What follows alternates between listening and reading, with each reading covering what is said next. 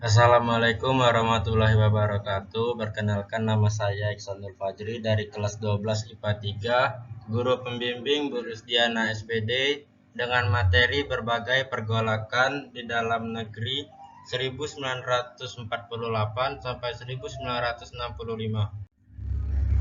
Sejarah pergolakan dan konflik yang terjadi di Indonesia selama masa tahun 1948 sampai 1965. Dalam sejarah Republik Indonesia, konflik dan pergolakan di dalam negeri pernah terjadi, baik dalam skala kecil maupun skala yang lebih besar. Sejarah pergolakan dan konflik yang terjadi di Indonesia selama masa tahun 1948 sampai 1965 dalam bab ini akan dibagi ke dalam 3 bentuk pergolakan. 1.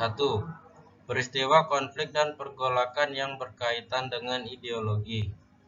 Termaksud dalam kategori ini adalah pemberontakan PKI di Madiun, pemberontakan DII dan TII, dan peristiwa G30 SPKI.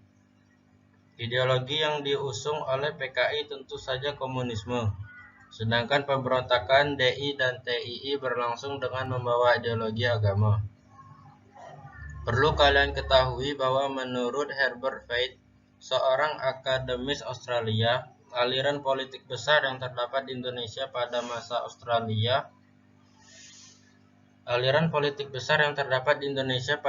setelah kemerdekaan, terutama dapat dilihat sejak pemilu 1955, terbagi dalam 5 kelompok. Nasionalisme radikal diwakili antara lain oleh PNI, Islam, NU, dan Masyumi, komunis, PKI, dan lain-lain. Pada masa ini, kelompok bersaing memikirkan ideologi masing-masing.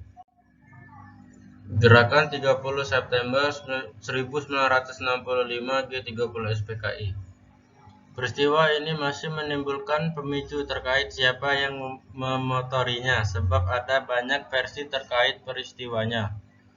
Akan tetapi fakta yang terjadi kala itu, PKI tengah dalam dengan Angkatan Darat dan golongan anti PKI lain. Situasi politik semakin meruncing pada Juli 1965.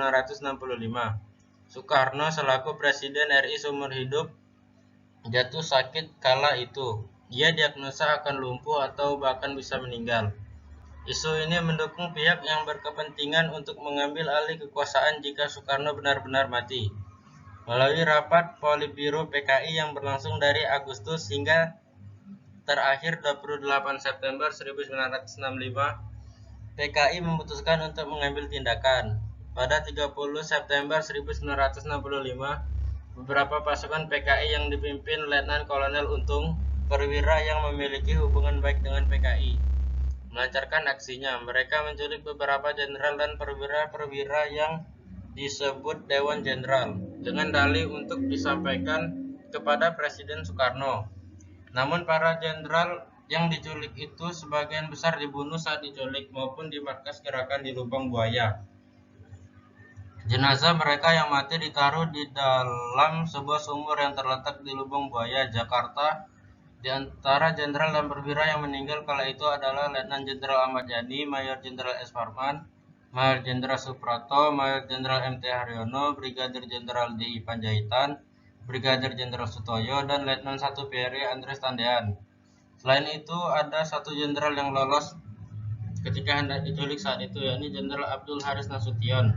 Bukan hanya orang-orang yang telah disebut meninggal di atas, namun di Yogyakarta, Kolonel Katamso dan Letnan Kolonel Sugiono juga melaksanakan nasib yang sama.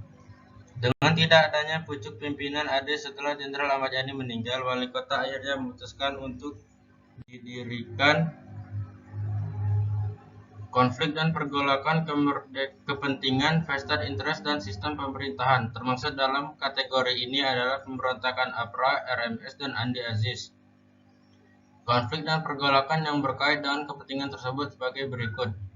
A. Pemberontakan APRA. Angkatan Perang Ratu Adil APRA dibentuk oleh Kapten Raymond Westerling pada tahun 1949. Di dalam misi bersenjata yang anggotanya terutama berasal dari tentara Belanda KNIL yang tidak setuju dengan pembentukan Angkatan Perang Republik Indonesia Serikat (APRIS) di Jawa Barat yang saat itu masih membentuk negara bagian Pasundan.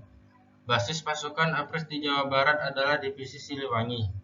APRA ingin agar keberadaan negara Pasundan dipertahankan sekaligus menjadikan mereka sebagai tentara negara federal di Jawa Barat.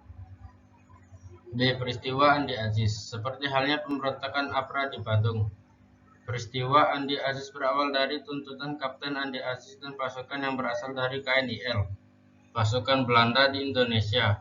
Salah saja ini. Perbedaan pemerintah Indonesia agar hanya mereka yang dijadikan pasukan APRIS di negara Indonesia Timur NIT, ketika akhirnya tentara Indonesia benar-benar didatangi ke Sulawesi Selatan dengan tujuan memelihara keamanan.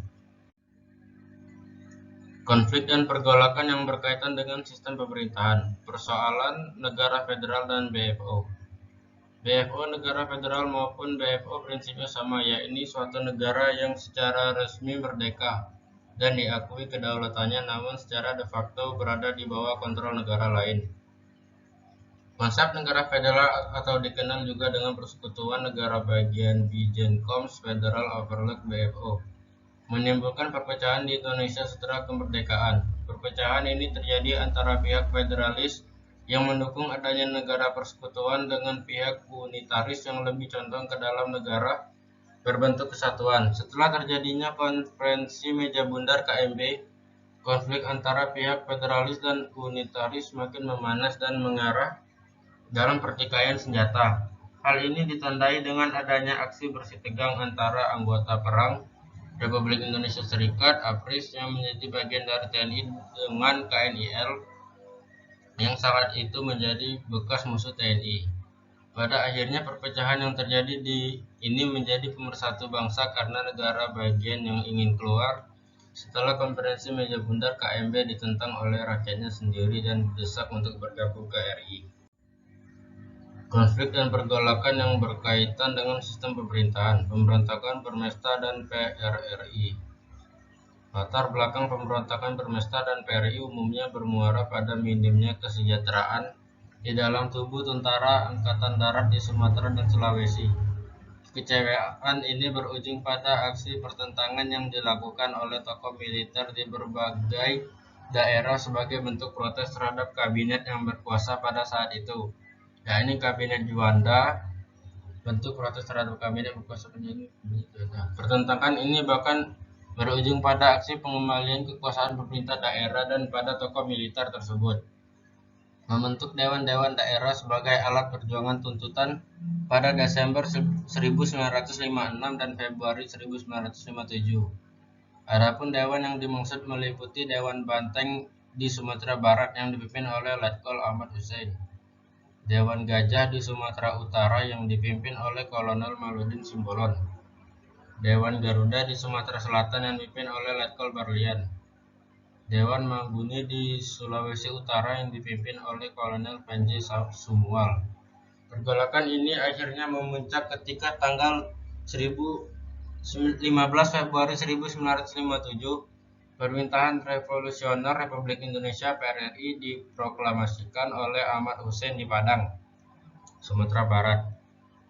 Pemerintah pusat yang mengetahui hal ini pun tanpa ragu-ragu bertindak tegas dengan melakukan operasi militer untuk menindak pemberontakan. Sekian hasil presentasi dari saya. Terima kasih. Wassalamualaikum warahmatullahi wabarakatuh. Stop kan?